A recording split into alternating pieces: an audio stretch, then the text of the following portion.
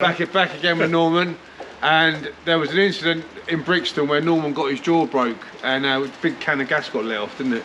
Yeah. I this time I was guilty. I actually had a can of gas on me, like in my pocket, little can of gas, like, you know what I mean?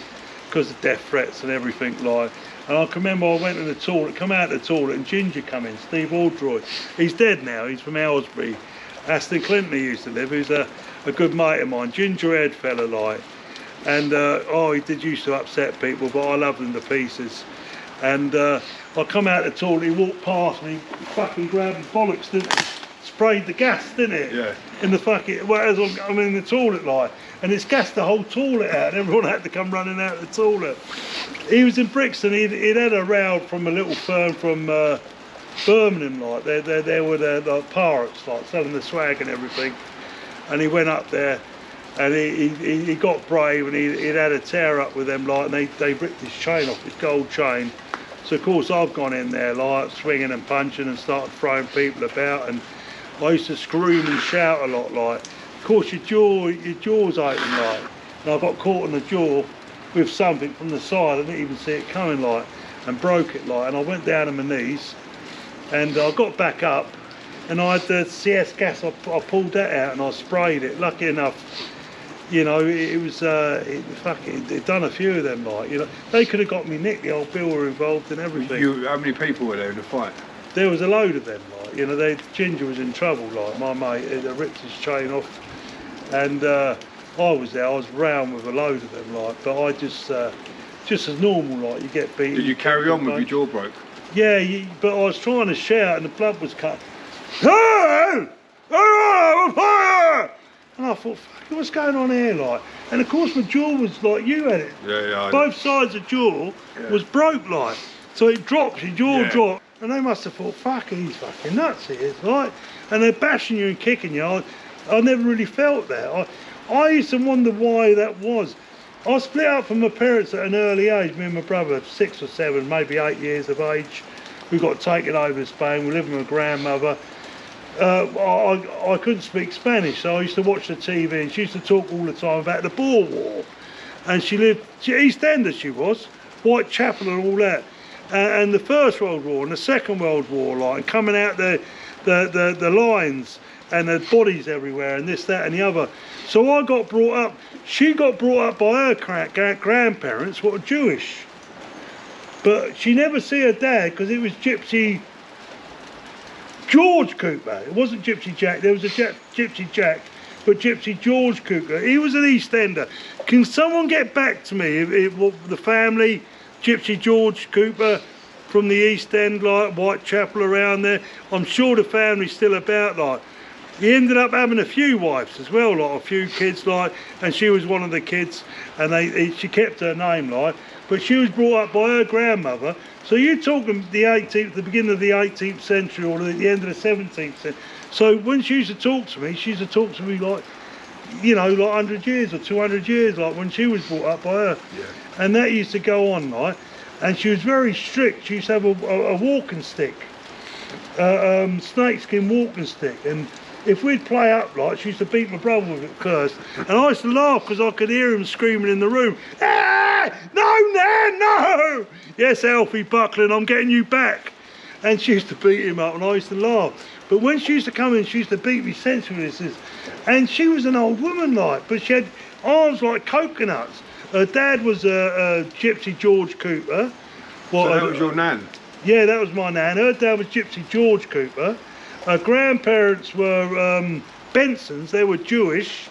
Because when I used to watch World at War at home, like, on TV, when I could speak Spanish, I'd watch it, and she'd be in tears, and she used to scream and shout. And I said, why do you hate Hitler, Nan? And of course the First World War, the Second World War. And I realised she'd come from Jews, the Benson. That was her original name, the Bensons. They were German Jews, like. And she said because of all the Jews that Hitler killed, like. And I didn't really understand it all, like, you know what I mean? But when she started sending me down to the farm, leche was milk. I'd go down there to get, and all I could say was leche, get milk off the farmer, like. And he said, do you want some huevos as well? Now we're eggs. So I'd go home, he said, some huevos, that's eggs. They said, why are you there? Ask him if he's got any pan. And then I started speaking Spanish. But the strange thing about it, I still couldn't read all right, but I learned to speak Spanish and everything. It's crazy, isn't it, the way it works? And she was a tough woman, like, you know what I mean?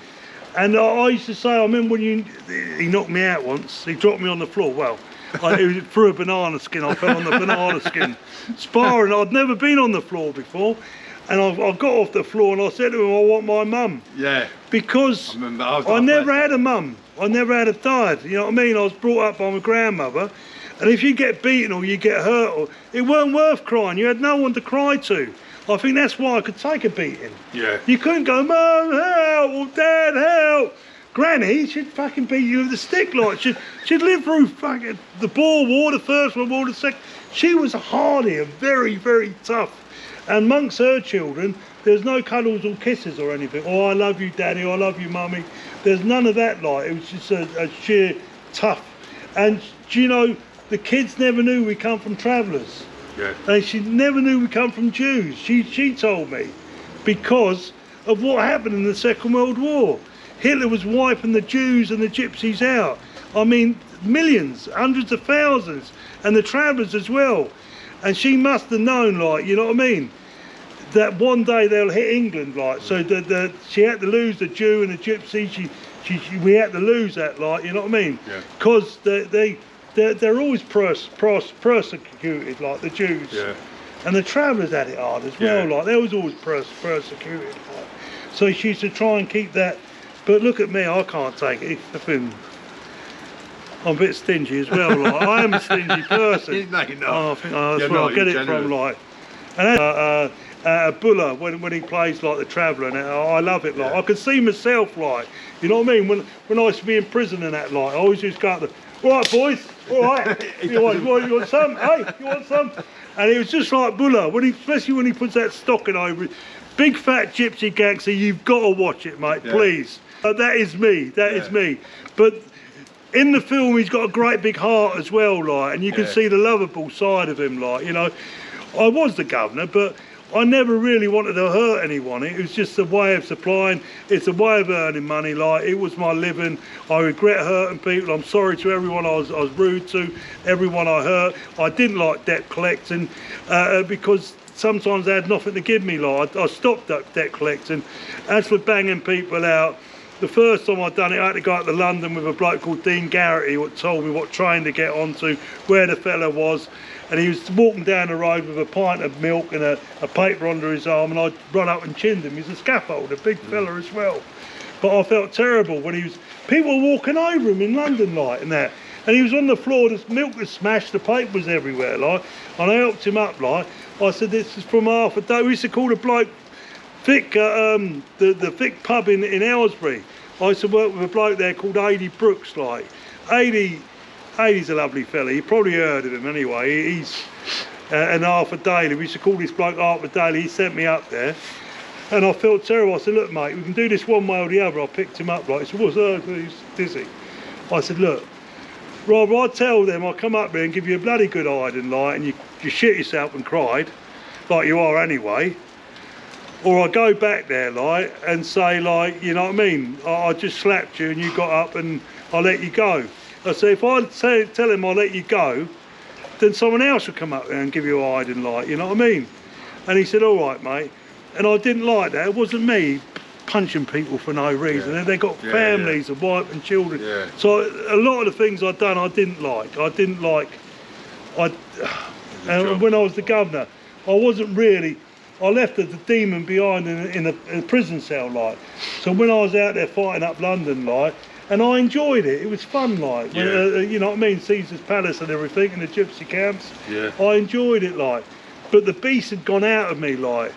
If they got me, like, you know what I mean, when the beast was in me, it would have been a total different game, like. I'd love to have seen you doing that governor fighting when you were in your prime. In the beast, I mean. Because when you did the governor fights, you were what, mid-40s, my age probably? Nearly 50, Nearly 50. I was still sparring up to 55 years so, of age. I would love to have seen you in your prime. And that. But we're going to run out of time on the camera now. And he's the only bloke that dropped me, put me on the floor, like. And it was a banana skin. He threw a banana, slipped on the banana skin. I remember that punch, funny, but yeah, thank you, Norv. Love you, mate. Cheers. Done me. Brilliant, mate. That's perfect. That's